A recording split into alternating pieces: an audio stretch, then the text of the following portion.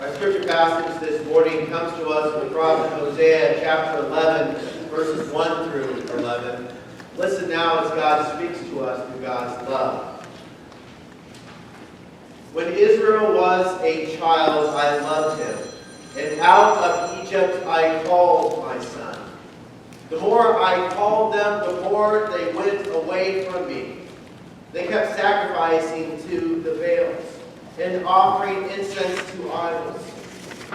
Yet it was I who taught Ephraim to walk. I took them up in my arms, but they did not know that it was I who healed them. I led them with cords of human kindness, with bands of love. I was to them like those who lift infants to their cheek. I bent down to them and fed them. They shall return to the land of Egypt, and Assyria shall be their king, because they have refused to return to me. The sword rages in their cities. It consumes their oracle priests and devours because of their schemes. My people are bent on turning away from me. To the Most High they call, but he does not raise them up at all. How can I give you up, Ephraim? How can I hand you over, O Israel?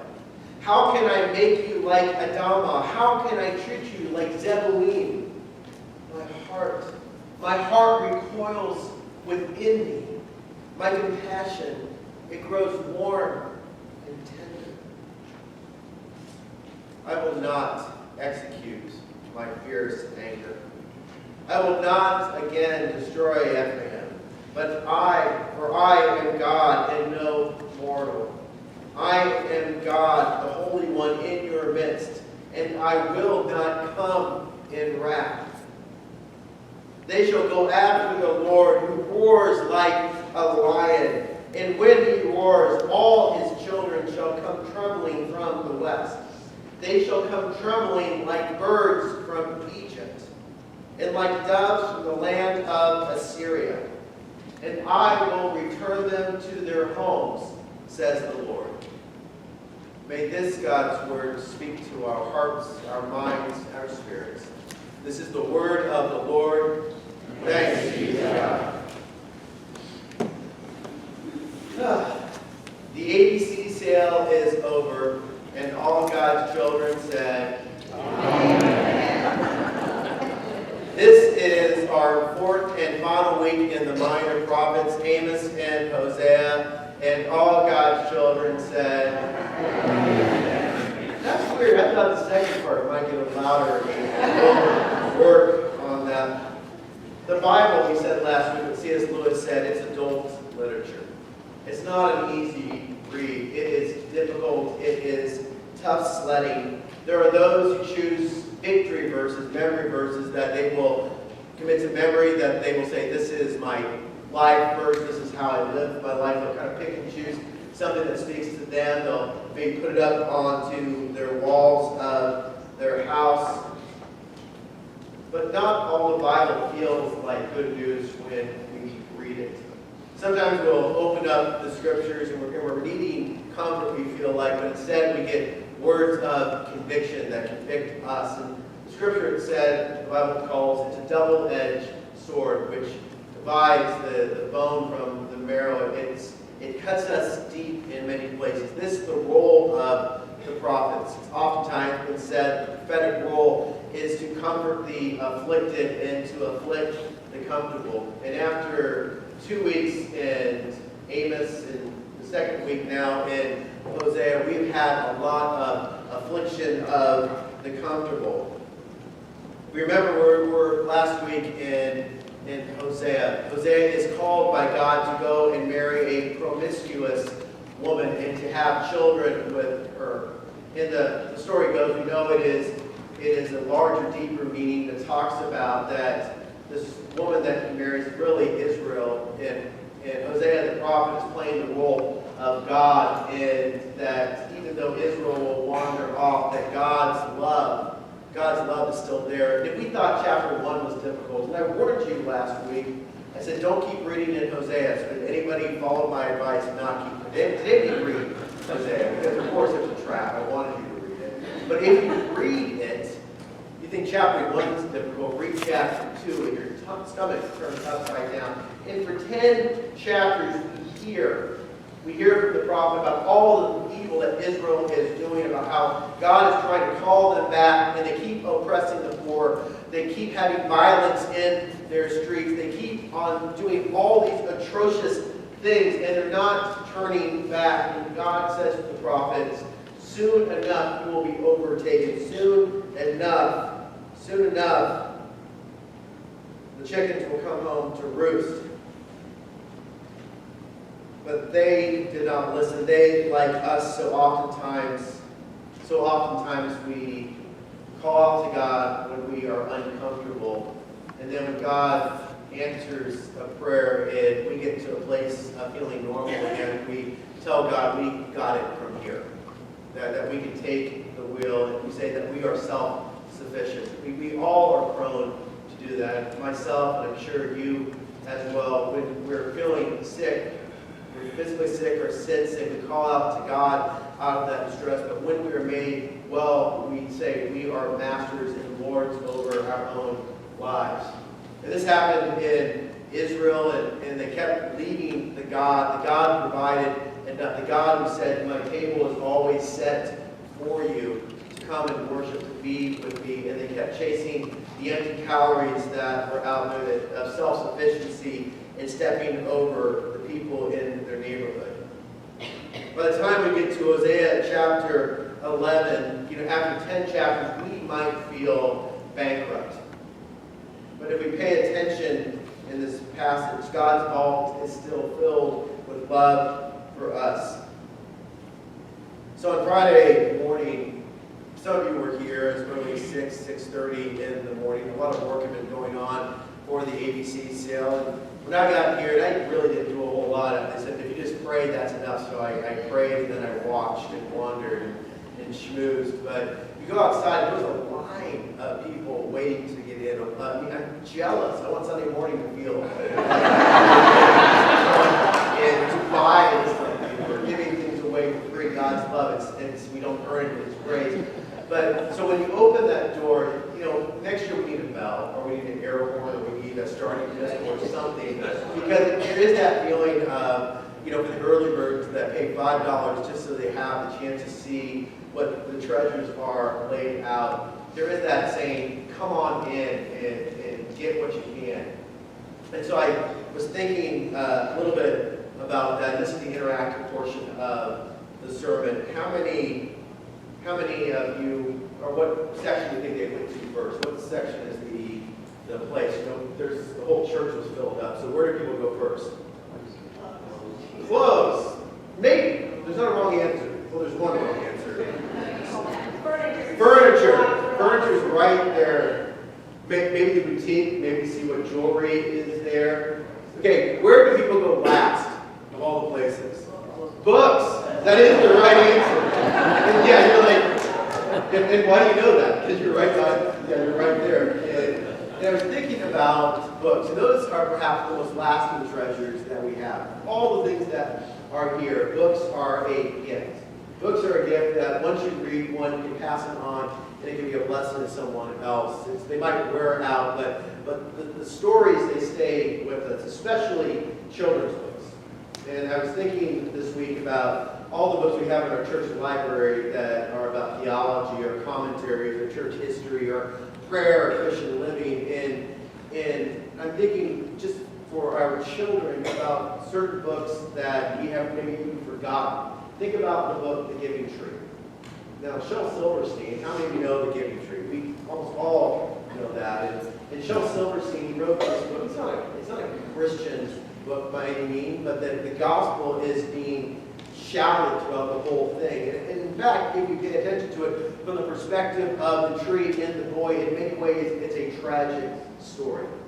It is about a boy and a tree who grow up together, and the boy swings from the branches and eats the apples, and does all these adventures with the tree. But as the boy grows older, the boy starts to take advantage of the tree and sells the fruits, and then cuts down the limbs to build a house, and then at last cuts down the tree to build a boat. At the end of the story, we have the tree that is nothing more than a stump.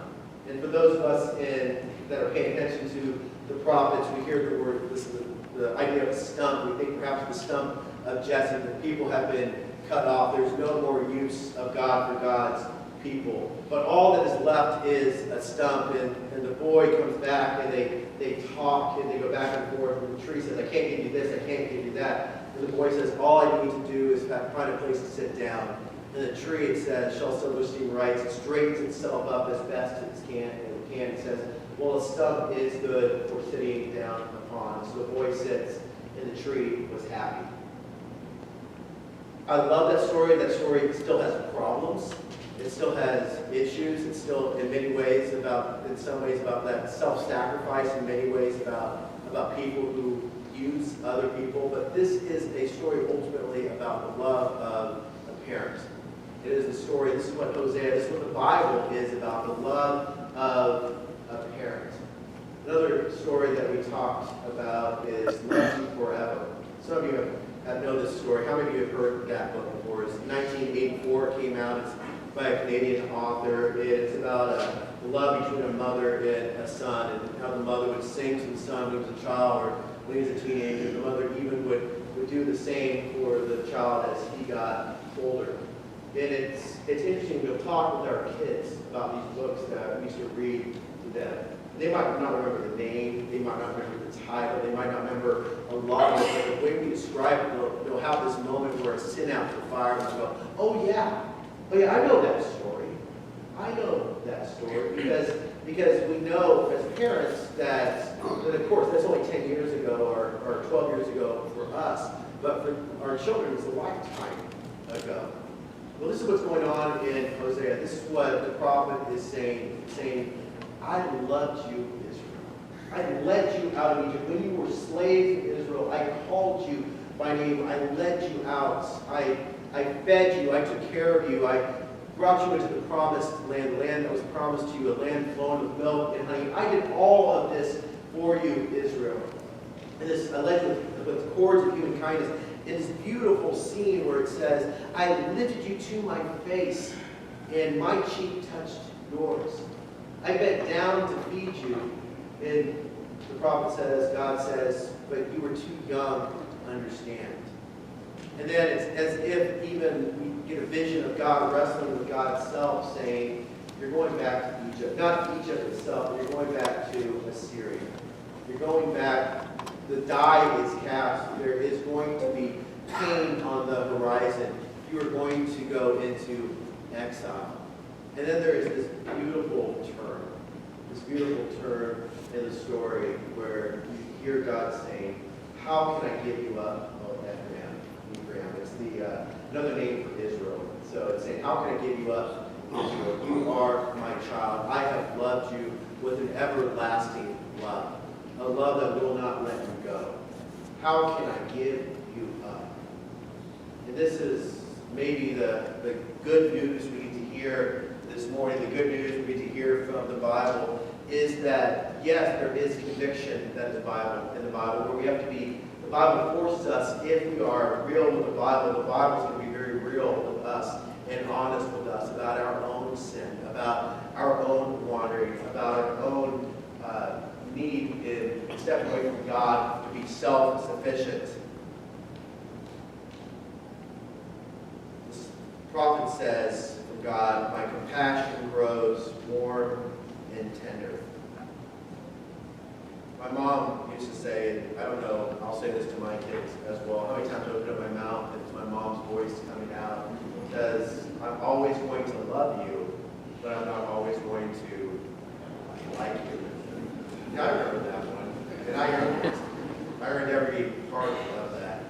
But I'm always going to love you. I'm not always going to like you. This is what God says, like, I am God. I am not like humans. Humans, men and women, we are petty. If you wrong us, we might forgive you a couple of times. If you wrong us, if we're really generous, maybe even up to 7 times.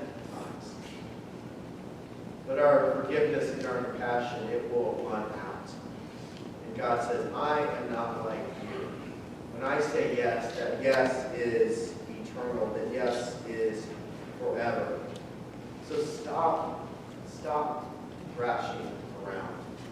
Stop trying to go your own way.